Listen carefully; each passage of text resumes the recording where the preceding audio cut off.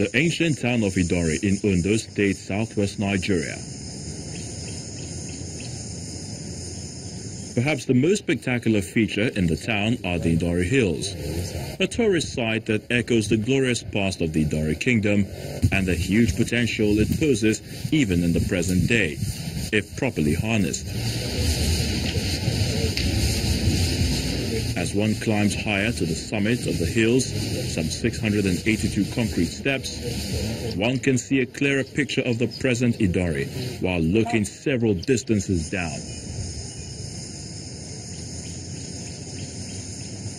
The tour guide at the hills speaks on the history of the town, which started over 8 centuries ago on the hills, and now to its present location on the ground, owing to the rising population. The existence of Idanre Kingdom is over 800 years ago, and they were there for several years.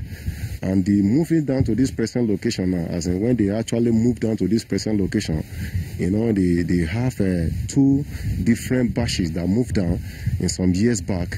The very first set of people moved down in 1928.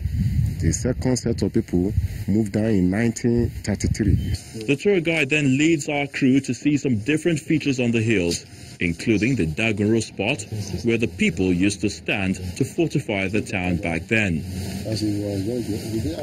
Other interesting points include the prison yard, the customary court, the mausoleum, a river which served as a source of water, and the old palace. The big stone used to test the physical strength of bachelors is also of note. These children look so delighted to be seen via our cameras as well.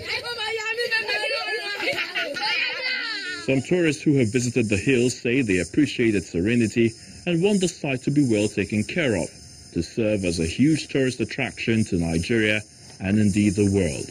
This place should have a functional website that anybody in the world can search for mountains and hills or tourist attractions in Nigeria and see it firsthand.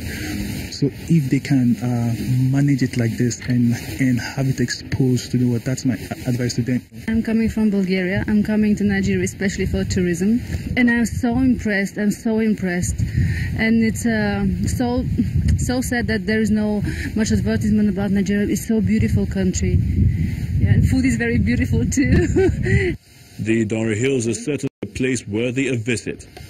It's qualified to be listed among the UNESCO World Heritage Sites and capable of attracting tourists all over the world, provided government gives it the needed attention to boost the nation's tourism industry.